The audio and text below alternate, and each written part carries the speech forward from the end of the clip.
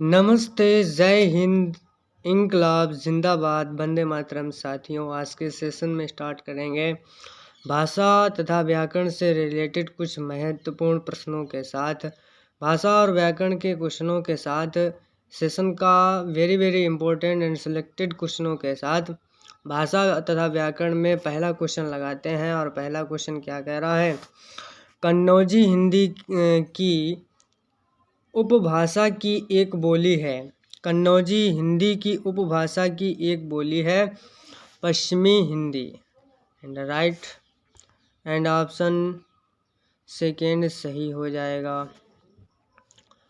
Question number 2 क्या कह रहा है? निम्नलिखित में से कौन सी बोली बिहारी हिंदी की बोली है? बिहारी हिंदी की बोली में आ जाता है Magahi. Option number B is right. भाषा का आरंभ होता है। भाषा का आरंभ कहाँ से होता है? भाषा का आरंभ पहले ध्वनि से होता है, उसके बाद शब्द से होता है। ऑप्शन नंबर ए इस राइट आंसर हो जाएगा। और क्वेश्चन नंबर 27 क्या कह रहा है कि भाषा के प्रमुख अवयव कौन से हैं? भाषा के प्रमुख अवयव में पहला आता है वर्ण, शब्द, पद और वाक्य। एंड नेक्स्ट क्वेश्चन क्या है कि भाषा का निर्माण होता है। भाषा का निर्माण होता है व्यक्त ध्वनियों से। और क्वेश्चन नेक्स्ट क्या कह रहा है? भाषा की सार्थक लघुत्तम इकाई है। भाषा की सार्थक लघुत्तम इकाई है ध्वनि। नेक्स्ट क्वेश्चन क्या है कि अशोक के शिलालेख ब्राह्मी लिपि तथा किस भाषा में क्या है? किस भाषा में उत्कीर्ण है? ब्राह्मी लिपि है उत्कीर्ण। प्राकृत भाषा में ब्राह्मी लिपि उत्कीर्ण है। एंड नेक्स्ट क्या है? अमीर खुसरो ने हिंदी के लिए क्या प्रयुक्त किया? अमीर खुसरो ने हिंदी के लिए प्रयुक्त किया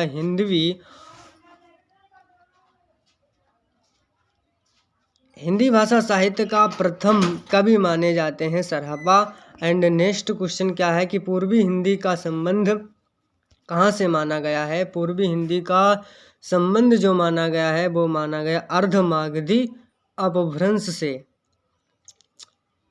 सेशन का नेक्स्ट क्वेश्चन है कि हिंदी की कितनी बोलियां हैं? हिंदी की 18 बोलियां हैं। नेक्स्ट क्वेश्चन क्या कह रहा है कि राजकीय कार्यों में प्रयुक्त होने वाली भाषा कहलाती है? राजकीय कार्य में होने वाली भाषा कहलाती है राजभाषा। और राष्ट्र के निर्माण में होने वाली भाषा को राष्ट्रभाषा कहते हैं।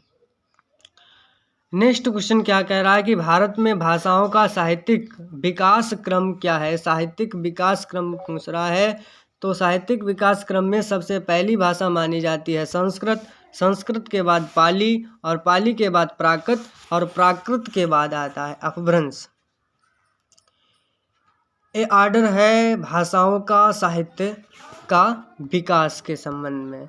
नेक्स्ट क्वेश्चन क्या है कि कौन सी बोली पूर्वी हिंदी की बोली नहीं है? पूर्वी हिंदी की बोली में अवधी आ जाएगी, बघेली, छत्तीसगढ़ी। ब्रज भाषा हिंदी की भाषा नहीं है, ये भाषा है ब्रज की। Option number A. Next question देखते हैं कि निम्नलिखित में से कौन सी एक भाषा है? पाली क्या है? पाली एक भाषा है जिसमें मारवाड़ी, मेवाली और बुंदेली ये सभी जातियां हैं।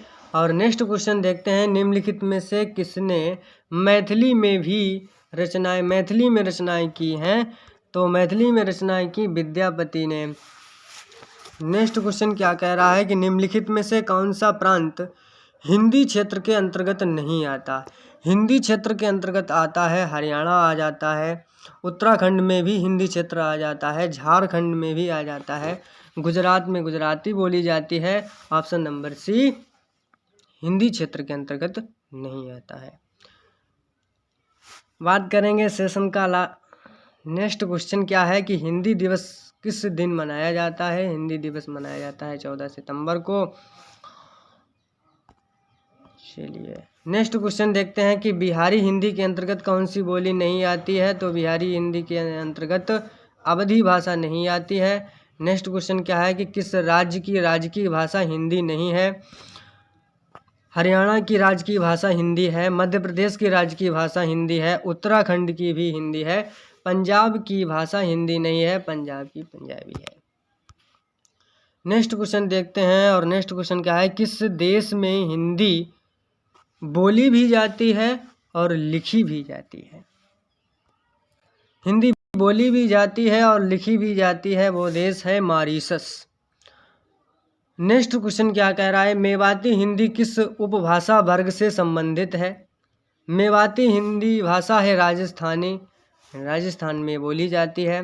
कौन सी बोली हिंदी की उपभाषा पहाड़ी की नहीं है? पहाड़ी में भाषा कुमायूनी, गढ़वाली, कोंकणी नहीं है, कोंकणी है कोंकण की। नेक्स्ट क्वेश्चन क्या कह रहा है, 46 कौन सा कथन सत्य है? तो पहला ही ऑप्शन नंबर ए ही सत्य है कि हिंदी भारत की राष्ट्रभाषा तथा राजभाषा दोनों है। नेक्स्ट क्वेश्चन क्या कह रहा है, भाषा संस्कृत की किस धातु से निष्पन्न हुई है? तो निष्पन्न हुई है भास से। नेक्स्ट क्वेश्चन क्या कह रहा है, निम्नलिखित में से कौन सा शब्द फारसी का नहीं है? हिंदी फारसी का शब्द है, हिंदू भी फारसी का शब्द है, हिंदुस्तान भी फारसी शब्द है, संस्कृत फारसी शब्द नहीं है। नेक्स्ट क्वेश्चन क्या कह रहा है कि निम्नलिखित में से किसे आधुनिक आर्य भाषा नहीं माना जाता है? आधुनिक आर्य भाषा नहीं माना जाता है, अपभ्रंश को आर्य भाषा माना जाता है, गुजराती, मराठी और हिंदी को माना जाता है आर्य भाषा। चलिए देखते हैं सेशन का नेक्स्ट क्वेश्चन, और नेक्स्ट क्वेश्चन क्या कह रहा है, प्राकृत भाषाओं के अपभ्रंश के परिनिष्ठित रूप का विकास कहाँ हुआ? परिनिष्ठित रूप का विकास कहाँ हुआ? मध्य भारत से। अपभ्रंश के कितने वेद प्रचलित थे? अपभ्रंश के वेद जो प्रचलित थे वो थे 3। पाली को क्या कहा जाता है? पाली को देश भाषा कहा जाता है, ऑप्शन नंबर ए।